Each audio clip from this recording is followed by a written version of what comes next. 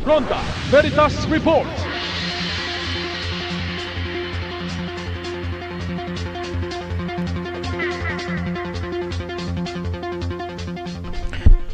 MMDA tiniyak ang pagpapagana sa mga pumping stations lalo na sa 49 na flood-prone areas sa Metro Manila.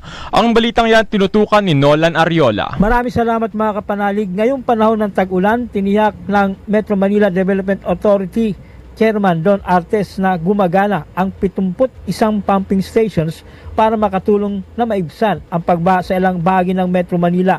Sinabi ni Artes na 49 na lugar sa Metro Manila ang natukoy bilang flood-prone areas, kabilang na rito ang Araneta Avenue at Banawi Avenue sa Quezon City, Maysilo sa Mandaluyong at Kabaan ng Espanya Boulevard sa Manila. Sadyang mababa raw ang mga lugar na ito kaya't mahalaga ang mga pumping station kontra baha. Naniniwala si Artes na pinalala ng Dolomite Beach Project ang pagbaha sa Taft Avenue at ilang bahagi ng Ermita, Maynila. Paliwanag ni Artes, may 3 daluyan kasi noon ng tubig palabas sa naturang mga lugar pero isinara ang mga ito para idiretso muna sa sewage treatment plant ang tubig kaya naipon pa at nagiging sanhi ng pagbaha.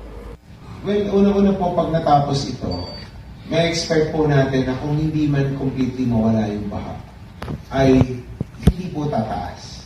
Kasi nga po, itong mga pumping stations po na ginagawa at nire-rehabilitate ay para mabilis mailabas yung tubig from Metro Manila papunta daw sa mga major tributaries po natin tulad ng Pasig River, Manila Bay, Laguna de Bay, at San Juan River.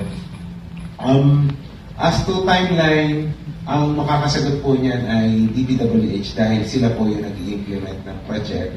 Pag natapos lang po nila yung paggawa ng DPWH, tina-turn over po sa atin yan for operation. Mga kapanalig, ang simbahang Katolika ay lagi ang nagpapaalala na laging pagandaan ang anumang kalamidad na darating saan man. Para sa Veritas 846, ang radyo ng simbahan, ako inyong kapanalig, Nolan Ariola, sumainyo ang katotohanan. Ronda Veritas Report.